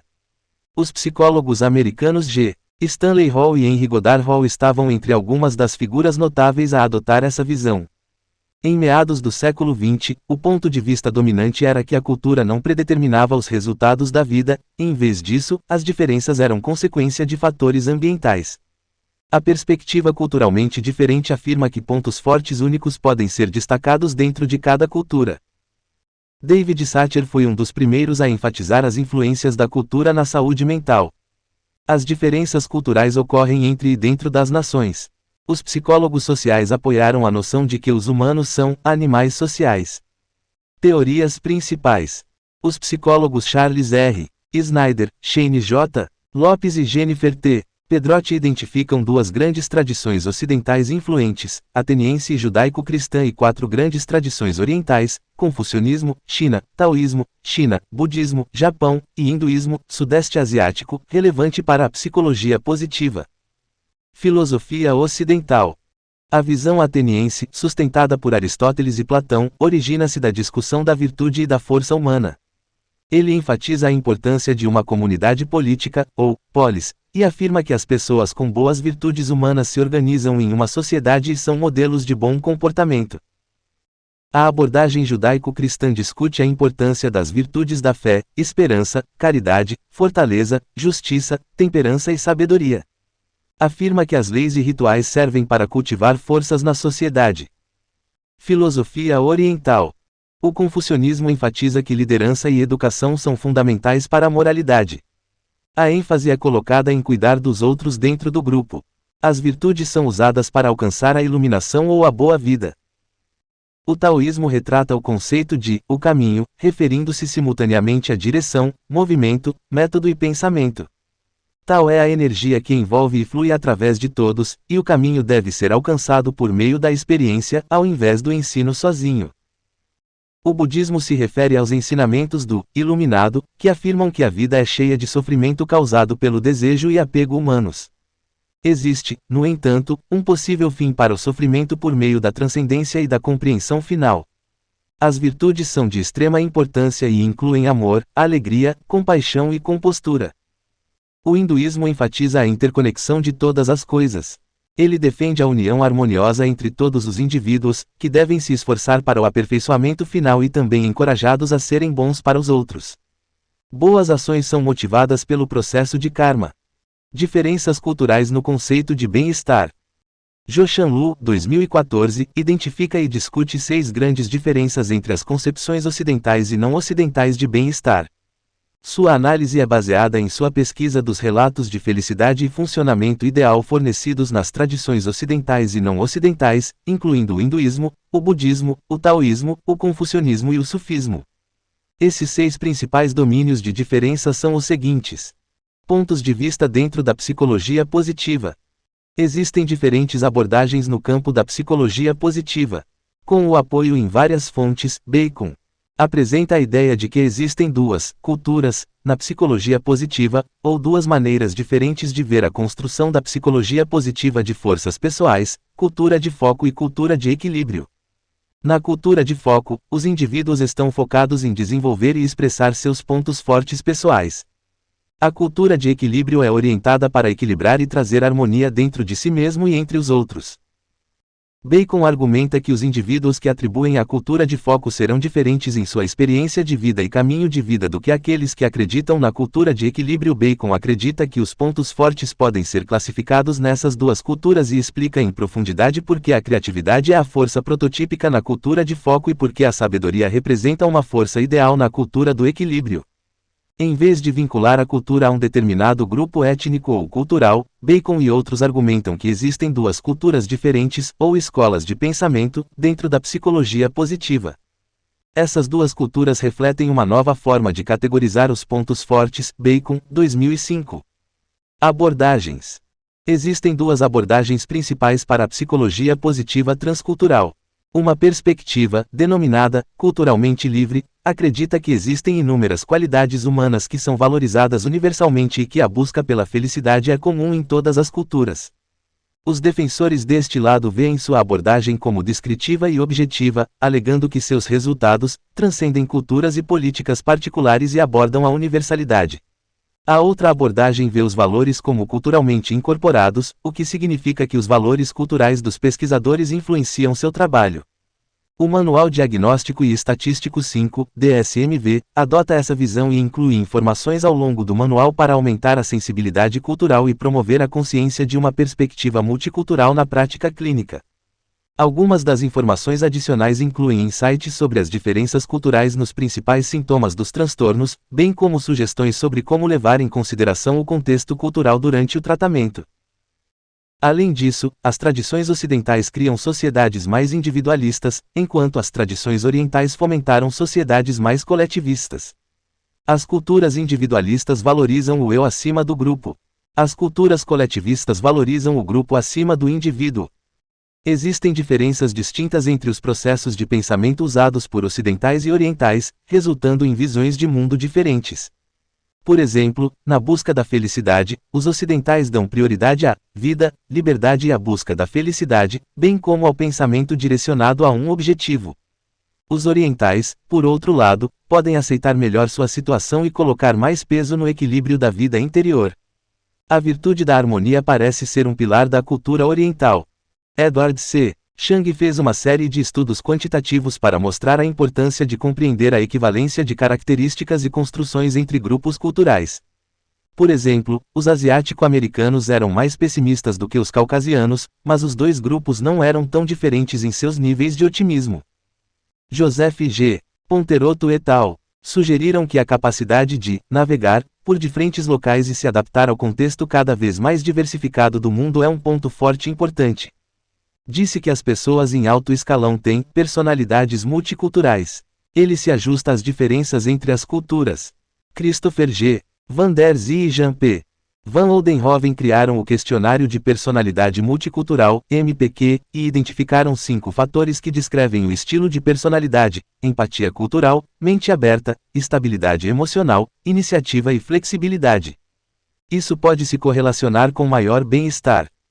A pesquisadora de psicologia Daphne Weiserman e seus colegas defendem uma visão menos estática de culturas separadas, Oriente versus Oeste, e sugere explorar maneiras mais dinâmicas de explicar as maneiras como essas culturas operam. Culturas diferentes podem operar juntas, em vez de serem vistas como conflitantes, não é eu versus nós. Principais descobertas empíricas. Tem havido um esforço recente de pesquisadores para explorar como os conceitos da psicologia positiva diferem entre as culturas, bem como a cultura influencia a maneira como os indivíduos veem a vida boa. Por exemplo, o capítulo de Snyder, 2009, explora a maneira como a cultura afeta a psicologia positiva. Mais especificamente, Snyder reconhece o fato de que a cultura impacta a compreensão individual dos pontos fortes e fracos. Snyder afirma que é importante compreender o corte transversal da psicologia positiva e da cultura, porque permite não apenas compreender as pessoas dentro de uma cultura, mas também permite que se apreciem pessoas de diferentes. Snyder descreve 2 escolas de pensamento no campo da psicologia positiva que dizem respeito a como devemos ver os pontos fortes dentro de um contexto cultural, sem cultura e a perspectiva culturalmente incorporada. Aqueles que acreditam na perspectiva livre de cultura acreditam que os pontos fortes não são afetados pela cultura e que existem pontos fortes universais. A perspectiva culturalmente inserida argumenta que é preciso levar em conta a cultura quando se considera os pontos fortes, porque eles acreditam que os pontos fortes se manifestam de forma diferente em diferentes culturas. Snyder, 2009. A meta-análise de Dalsgaard, Peterson e Seligman, 2005. Apresenta evidências históricas e psicológicas que apoiam a afirmação de que existem virtudes universais em todas as culturas. Eles são coragem, justiça, humanidade, temperança, sabedoria e transcendência. Esses autores observam que essas virtudes foram representadas em textos antigos do confucionismo, taoísmo, budismo, hinduísmo, cristianismo, islamismo, judaísmo e de estudiosos atenienses. Cada uma dessas virtudes essenciais foi representada nessas escolas de pensamento e tornou-se arraigada nas sociedades e culturas que seguem essas religiões e sistemas de crenças. Assim, essas virtudes essenciais de coragem, justiça, humanidade, temperança, sabedoria e transcendência são valorizadas igualmente entre essas diferentes culturas. Outra virtude apresentada por Seligman para obter uma vida boa é o perdão. Pesquisadores anteriores não examinaram extensivamente como o perdão ocorre em culturas não ocidentais, mas a virtude é um valor muito culturalmente embutido. A pesquisa que explorou a virtude do perdão em culturas não ocidentais descobriu que não há diferenças significativas nos níveis gerais de perdão, mas as razões por trás do perdão e o significado do perdão variam entre as culturas coletivista e individualista. Por exemplo, o perdão em culturas individualistas é focado em um indivíduo específico, enquanto as culturas orientais veem o perdão em um contexto comunitário mais amplo. Visto que o perdão é uma virtude fundamental na psicologia positiva e um tópico relevante no aconselhamento, é importante pesquisar o perdão mais profundamente em uma variedade de culturas para compreender melhor como as diferentes culturas veem o perdão. Em estudos que destacam as diferenças entre as culturas ocidental e oriental, foram encontradas discrepâncias em valores e emoções ao comparar os Estados Unidos e a China. Muitas vezes se conclui que as pessoas nas culturas orientais são menos felizes do que nas culturas ocidentais, mas pesquisas indicam que há mais valor atribuído ao sofrimento e à transcendência nas culturas orientais do que nos Estados Unidos. Também é comumente acreditado que há menos felicidade experimentada pelas pessoas nas culturas orientais porque há menos individualidade, mas as culturas orientais são socializadas em uma mentalidade muito mais coletivista e se desenvolvem em adultos que estão mais preocupados em encontrar um lugar em a comunidade em vez de se destacar, como os americanos. Essas diferenças em particular indicam que deve haver mais pesquisas sobre as diferenças culturais para evitar erros na classificação do comportamento e funcionamento psicológico. A revisão da literatura de Kubokawa e Ottaway examina como as emoções variam entre as culturas, sugerindo que as aplicações da psicologia positiva precisam se adaptar a diferentes contextos culturais. Os autores usam a autocrítica como exemplo. A autocrítica é considerada prejudicial ao bem-estar de alguém nas culturas ocidentais, enquanto as culturas coletivistas valorizam a autocrítica como uma ferramenta importante para o crescimento pessoal e a consideram útil no alinhamento com as normas sociais. Aine et al. 2001. Os autores também discutem um estudo realizado em asiático-americanos e caucasianos que examinou o otimismo e o pessimismo. O estudo descobriu que, embora os asiático-americanos tenham uma classificação mais elevada em pessimismo do que os caucasianos, eles não diferiam nos níveis de sintomas depressivos, indicando que a associação entre pessimismo e depressão pode não se aplicar às culturas asiáticas da mesma forma que se aplica às culturas ocidentais. Em geral, muitas emoções negativas nas culturas ocidentais não têm as mesmas conotações nas culturas do leste asiático, levando os autores a sugerir que a classificação de certas emoções como positivas e negativas não é universal, e que a pesquisa em psicologia positiva deve atender a esses aspectos culturais. Kubokawa e Ottaway também apresentam pesquisas que desacreditam a relevância cultural da Values in Action Classification of Strengths, VIA, criada por Peterson e Seligman. Peterson e Seligman, 2004, identificaram 6 forças e virtudes de personagens universais que são valorizadas por todas as culturas: coragem, justiça, humanidade, temperança, sabedoria e transcendência. Essas virtudes, por sua vez, os levaram a criar um subconjunto de 24 forças comuns a todas as culturas. No entanto, Christopher e Hickinbottom, 2008, argumentam que a classificação de pontos fortes da VIA é uma simplificação excessiva das culturas e que, embora os valores possam ser semelhantes entre as culturas, o significado que Peterson e Seligman atribuíram a eles são orientados para o Ocidente e podem não ser bem traduzidos em culturas mais coletivistas. Diferenças culturais e a boa vida. Pesquisas anteriores demonstraram que a vida boa, conforme definida pelo bem-estar subjetivo, está enraizada em formas predominantemente ocidentais de pensar. Mas, ao longo da história, o bem-estar subjetivo muitas vezes se tornou menos vital em comparação com as necessidades da comunidade em geral. Essa mudança faz com que os indivíduos sintam um bem-estar subjetivo em resposta ao sucesso de sua comunidade, e não a partir de suas experiências individuais. Por exemplo, o povo de Bali vê a vida como tendo 2 esferas, a vida cotidiana e o mundo espiritual. Devido a essa dicotomia, é difícil examinar o bem-estar subjetivo sem considerar os 2 reinos, o que ocorre quando a psicologia positiva usa formas ocidentais de pensar sobre o mundo. Outra diferença cultural em como se conceitua a vida boa pode ser vista nas crenças da tribo Apsailuk, uma tribo nativa americana nos Estados Unidos. A pesquisa mostrou que para os membros da tribo Apsailuk, a satisfação com a vida está profundamente enraizada na crença de que a vida de uma pessoa está entrelaçada com a de outras em sua tribo. Devido a esse sentimento de coletividade, obtém-se satisfação em ajudar os outros. Este exemplo é apenas um dos muitos em que outras culturas diferem no conceito de satisfação do conceito de satisfação em uma cultura individualista. Além disso, uma diferença entre culturas coletivistas e individualistas é a conceituação de emoções positivas e negativas, incluindo felicidade.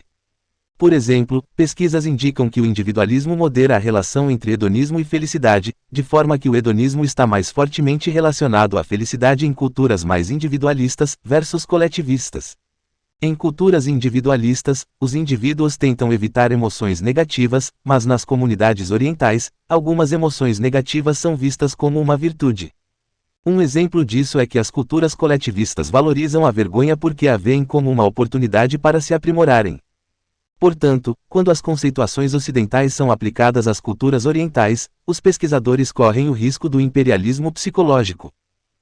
Como a cultura do consumismo se relaciona com a psicologia positiva?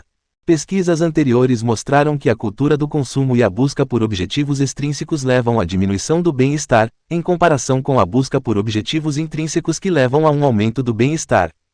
Essas descobertas não ocorrem apenas na América, mas os mesmos resultados ocorreram em amostras de vários países, incluindo Romênia, Alemanha, Rússia, Singapura e Coreia do Sul. Esses países representam culturas individualistas e coletivistas, o que demonstra que um possível universal na psicologia positiva entre as culturas é a importância da busca por objetivos intrínsecos. Diferenças culturais em bem-estar, significado e esperança. Maigar Moy, Owens e Conoe identificaram considerações culturais específicas que afetam como os profissionais devem se envolver com conceitos e teorias em psicologia positiva em ambientes de aconselhamento. A revisão da literatura aborda especificamente o bem-estar, o significado e a esperança. Bem-estar. Culturas ricas e individualistas experimentam níveis mais elevados de bem-estar social do que culturas desprivilegiadas e coletivistas. Jenner e Jenner, 1995. A autoestima também foi mais preditiva da satisfação com a vida em culturas individualistas do que em culturas coletivistas. Su, Diner, Oishi e Triades, 1998. Significado. A pesquisa sugere que a busca de significado é vista de forma mais positiva na cultura interdependente. Steger, Kawabata, Shimai e Otaki, 2008, descobriram que ao comparar o Japão, exemplo de cultura interdependente, e Uzewa, exemplo de cultura independente, a amostra japonesa foi alto em busca de significado, enquanto a amostra dos Estados Unidos foi maior em experimentar significado. Além disso, a busca de significado na amostra japonesa foi positivamente relacionada à presença de significado, ao contrário da amostra norte-americana. A pesquisa também indica que os níveis nacionais de globalização podem moderar a relação entre pensar sobre o significado da vida e a satisfação com a vida. Ou seja, em culturas mais globalizadas essa relação é negativa, enquanto em culturas menos globalizadas essa correlação é positiva. Ter esperança. Maigar Moy, Owens e Conoe argumentam que, embora pesquisas anteriores apoiem a ideia de que a esperança é universalmente uma expectativa positiva variavelmente, o cultivo da esperança varia com base na constituição cultural. Americanos e europeus, a satisfação com a vida serve como uma fonte de esperança agente e descobriu-se que o afeto positivo prediz caminhos de esperança. Portanto, os europeus americanos se beneficiariam mais com intervenções que melhorassem a satisfação com a vida e o afeto positivo. Chang e Banks, 2007. Afro-americanos, a falta de orientação negativa para o problema foi o preditor mais forte para a gente, e a orientação positiva para o problema foi o melhor preditor do pensamento de caminhos. Portanto, os afro-americanos se beneficiariam melhor com intervenções que reduzissem simultaneamente uma orientação negativa para o problema e aumentassem uma orientação positiva para o problema. Chang e Banks, 2007. Latinos, a satisfação com a vida foi o único preditor do pensamento de caminhos, e a resolução racional de problemas foi o melhor preditor do pensamento agente. Portanto, os latinos se beneficiariam mais de intervenções que visam aumentar a resolução racional de problemas e que levariam a uma maior satisfação com a vida. Chang e Banks, 2007. Asiático-americanos, a orientação positiva para o problema foi o preditor mais forte do pensamento de caminhos, enquanto o afeto positivo foi o mais forte preditor do pensamento agente. Portanto, os asio-americanos se beneficiariam melhor de intervenções que promovam um afeto positivo e uma orientação positiva para o problema. Chang e Banks, 2007. Aplicações. Intervenções psicoeducacionais e de aconselhamento culturalmente apropriadas se beneficiariam de mais pesquisas empíricas sobre psicologia positiva culturalmente incorporada. Estudos transculturais ajudariam na aplicação de tratamento psicológico e recuperação, junto com a melhoria da compreensão geral da psique de diversas populações de pessoas. Isso não é importante apenas para as diferenças entre as civilizações ocidental e oriental, mas tem implicações para os vários grupos culturais e étnicos dentro dos Estados Unidos da América, uma sociedade que foi considerada um caldeirão e lutou com essas questões ao longo da história. Um aspecto importante da cultura americana que deve ser abordado é o consumismo. Uma vez que os efeitos negativos da cultura de consumo transcendem culturas específicas, ela pode se tornar um tema comum nas práticas de aconselhamento da psicologia positiva para encorajar a busca de valores intrínsecos e a boa vida, e evitar a busca por objetivos extrínsecos e a vida de bens. Além disso, uma abordagem culturalmente incorporada permitiria aos profissionais fora do campo da saúde mental utilizar metodologia e conceitos da psicologia para motivar e ajudar as pessoas. Especificamente, os empregadores em qualquer área de negócio seriam capazes de encontrar técnicas culturalmente apropriadas para encorajar os funcionários a se engajarem melhor em suas carreiras e a encontrarem significado em seu trabalho.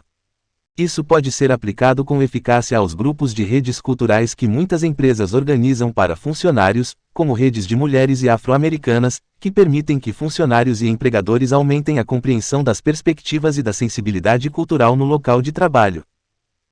Além disso, professores e administradores estariam melhor equipados para lidar com questões de desempenho educacional e desenvolvimento comportamental entre diversos grupos de alunos. Uma vez que atualmente há fortes críticas ao sistema de ensino público para a lacuna de desempenho entre os alunos com base na raça e nível socioeconômico, seria especialmente útil para as autoridades educacionais entender as disparidades que os alunos podem enfrentar devido a aspectos de sua formação. Os professores se beneficiariam em saber como promover melhor o amor pelo aprendizado, criatividade, otimismo, resiliência, liderança e trabalho em equipe em diversos grupos de alunos, a fim de prepará-los para realizações no futuro. O conceito de realização está ligado aos tópicos mencionados para muitas crianças. Quando o desempenho parece possível para todos os alunos, independentemente de suas origens culturais, é mais provável que eles busquem alcançá-lo persistentemente. Aplicações da teoria dos pontos fortes entre as culturas. As virtudes e os pontos fortes são valorizados de maneira diferente nas culturas, o que, por sua vez, significa que as tentativas de construir pontos fortes usando a psicologia positiva em ambientes de aconselhamento só podem ter sucesso se incluírem importantes considerações culturais. Por exemplo, Chang, 1996, descobriu que os americanos de origem asiática relataram níveis mais elevados de pessimismo do que os caucasianos. No entanto, nessa população, o pessimismo não contribuiu para a depressão e foi associado a estratégias positivas de resolução de problemas. Isso sugere que, embora o pessimismo seja considerado uma fraqueza em algumas culturas, ele pode na verdade servir como um ponto forte em outras. O pessimismo defensivo, por exemplo, leva as pessoas a estabelecerem expectativas mais baixas para si mesmas.